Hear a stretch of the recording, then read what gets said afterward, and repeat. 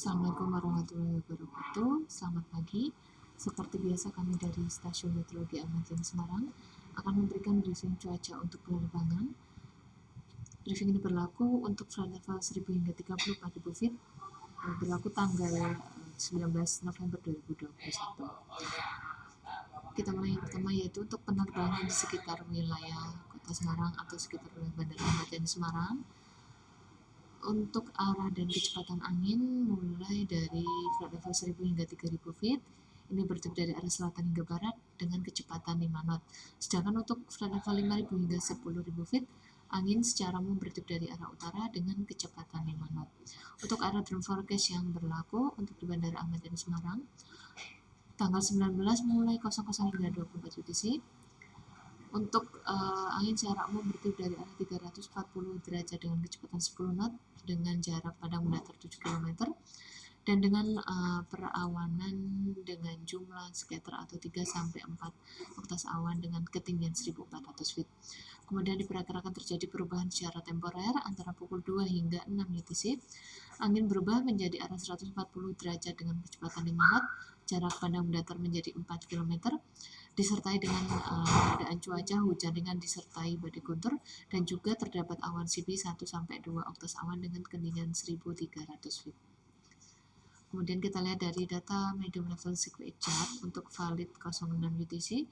Secara umum untuk wilayah Jawa Tengah ini tidak ada potensi pertumbuhan awan cumulonimbus, hanya di sekitar wilayah perairan di utara Jawa Tengah maupun juga di sekitar bagian barat maupun bagian timur wilayah Jawa Tengah. Kemudian yang selanjutnya untuk penerbangan untuk flight level 5000 hingga 24.000 feet. Yang pertama untuk tujuan Pangkalan Bun. Ini secara umum untuk anginnya bertiup dari arah barat laut hingga timur dengan kecepatan berkisar antara 5 hingga 15 knot.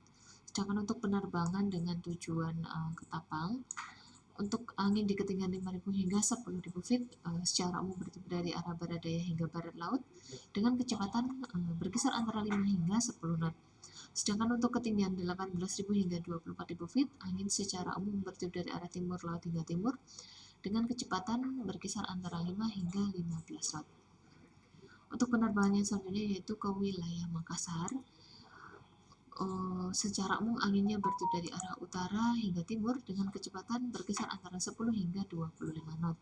Untuk temperaturnya di ketinggian 5000 feet berkisar antara 18 hingga 19 derajat Celcius. Di ketinggian 10.000 feet temperatur berkisar antara 9 hingga 10 derajat Celcius.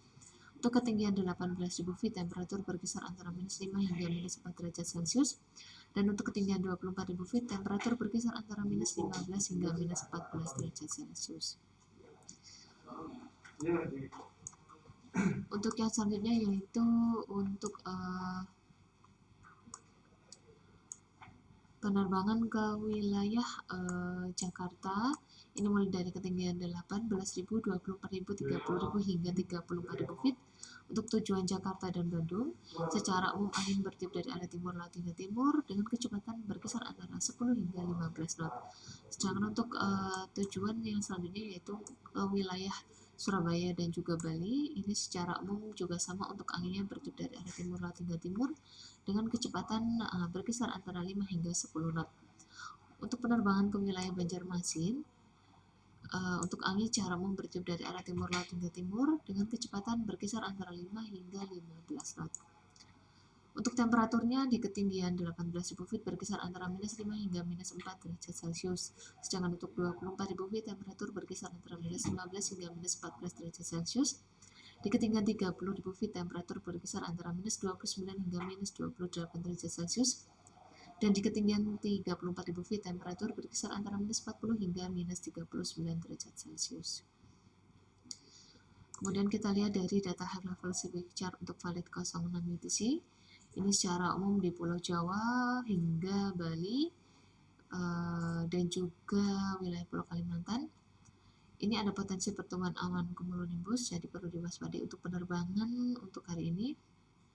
Dan tidak jauh berbeda untuk high level circulate chart untuk valid 12 UTC. Ini secara umum juga sama untuk ke seluruh tujuan wilayah penerbangan baik di Pulau Jawa, Pulau Kalimantan maupun juga Pulau Sulawesi, ini secara umum juga ada potensi pertumbuhan awan cumulonimbus.